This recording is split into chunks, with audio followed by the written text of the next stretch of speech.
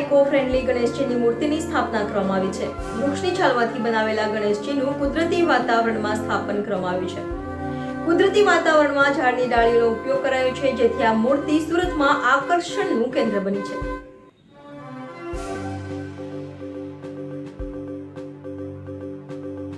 હાલ global warming સતત વધી રહી છે। વૃક્ષો દિવસે ને દિવસે કપાઈ રહ્યા છે, જેથી વાતાવરણમાં ફેરફાર જોવા મળી રહ્યો છે। ભારતમાં વૃક્ષ વાવવા માટે અને વૃક્ષનું જતન કરવા માટે અનેક મુહિમ ઉઠાવવામાં આવી રહી છે। ત્યારે આ વખતે સુરતમાં ગણપતિ સ્થાપનામાં પણ વૃક્ષ બચાવવાની મુહિમ સાથે સુરતના લાલ દરવાજા વિસ્તારના એક દંત યુવક મંડળ દ્વારા વેસ્ટેજ વૃક્ષના છાલમાંથી ગણપતિની મૂર્તિ બનાવવામાં આવી છે। વેસ્ટેજ વૃક્ષની છાલમાંથી મૂર્તિ બનાવવા માટે મૂર્તિકારોને 45 દિવસ જેટલો સમય લાગ્યો હતો। આ મૂર્તિની ઊંચાઈ 11 ફૂટ છે, જેની અંદર 200 કિલો ઘાસ અને 300 કિલો માટી સાથે 70 થી 80 જેટલી લાકડાની છાલોથી આ મૂર્તિની અંદર ઇકો ફ્રેન્ડલી વોટર કલરનો ઉપયોગ કરવામાં આવ્યો છે। આ મૂર્તિની આસપાસ કુદરતી વાતાવરણનો નજારો બનાવવામાં આવ્યો છે।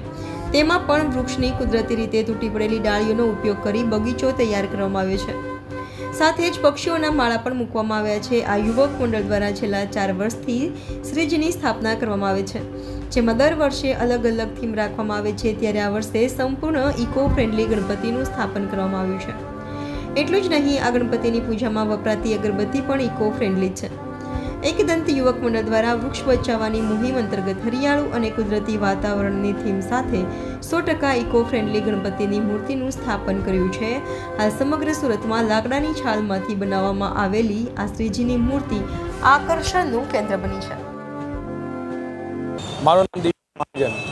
અમે આ મૂર્તિનું આયોજન એક વેસ્ટેજ લાકડું હોય એના વેસ્ટેજ છાલમાંથી આનું અમે આયોજન કરવામાં આવેલું છે, અને આના દ્વારા અમે લોકોને સેવ ટ્રી, સેવ વોટર અને સેવ પર્યાવરણનો મેસેજ આપવા માંગીએ છીએ। તે લાલ દરવાજા ખાતે અમે આ મૂર્તિની સ્થાપના કરેલી છે, અને આને 10 દિવસ માટે મંડપમાં અમે શ્રી દર્શન માટે બિરાજમાન રાખવાના છે। ક્યાંથી વિચાર આવ્યો આ વેસ્ટેજ એક લાકડામાંથી આખું આયોજન? આજના જમાનામાં ટ્રીઓ ખૂબ ઓછા થતા જાય છે, ઝાડની સંખ્યા ઘણી ઓછી થતી જાય છે, એટલે અમે આ મૂર્તિનું આયોજન કર્યું। આ રીતનું આયોજન કરવામાં આવ્યું, જેનાથી લોકોને સંદેશો મળે કે આપણે ઝાડોને કાપવા ન જોઈએ અને એનો બચાવવો જોઈએ। એ મેસેજ આપવા માટે અમે આ રીતનું થીમનું આયોજન કરવામાં આવેલું છે।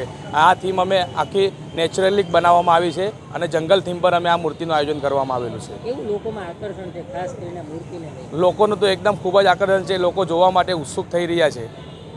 અમે આનું આવતીકાલથી મંડપમાં અમે બિરાજમાન છે, અને 10 દિવસ માટે આનું લોકોને દર્શન માટે અમે મૂકવામાં આવેલા છે। શું મેસેજ આપશો?